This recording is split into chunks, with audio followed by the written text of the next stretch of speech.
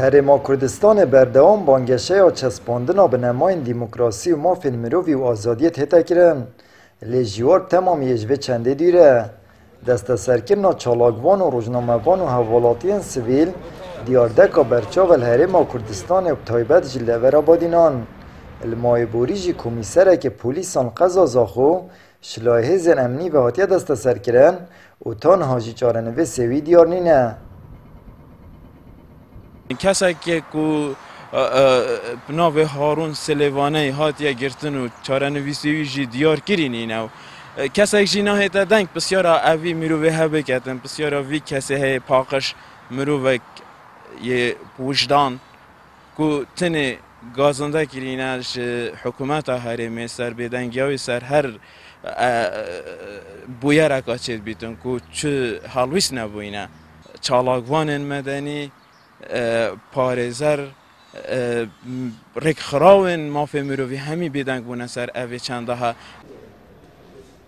آخفتنکر پولیسن پارێزگا دهوکê ji egerê girtina Harûn Silêvanî bû navzirandina hindek berpirs û efserên polîs û asayişê vedgerînî tû dibêjit navbirî li dîvbendê duêş yasa xirabkarînana amîrên peywendîkirinê hatiye desteserkirin. Komîsereke سبارت نافزراندن و تشکیل کردن چند کسایتیان و چند افسرین پلیس و آسایش خود دستر کردن و نوکه دیف بند دو جیاسا خرابکارانان آمیرن پیوندی دستر کردی. پارێزerek jî dibêjit ta ku dezgehên emnî li Herêma Kurdistan li jêrdestê partên da saladar bin girtina çalakvan û azadîxwazan serraderbirîn lê û bê biryara dadgehê وەکو دیاردەکا نەیاسایی و نەشارستانی دەمینێت. یا با دیاردەژ ئەف گرتنا بێ ئەمری دادوەری ڕاستە یعنی گەلێک جارە تاوانبارێک دەهێتە گرتنێ ئەگەر بزانن دێ ئەڤە ڕەڤیتن پشتی vێتەوانێنۆ هێتە گرتنێ درست ئەگەر بهێتە گرتنی ژوێ بەری ئەمری دادوەری دەربچیدن لێ نە ڕۆژنامەوانێک بابەتێکی ڕۆژنامەی باڵافکەتن یان پۆستێکی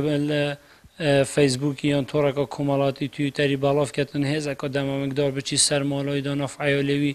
پێشەوەی جیرانێتی ئەوان ناو بازاری شێوەیەکی نەشرین بهێتە گرتن و ئیهانەکردن و ببەن پاوێنە زیندانەدا و ناو کەسێن تاوانبار و سفکایەتی پێ بکەن ئەوەت هەرێمە کوردستانی زۆر هەیە. دەستەسەرکردنا هاوڵاتیان و چالاکوانم تایبەت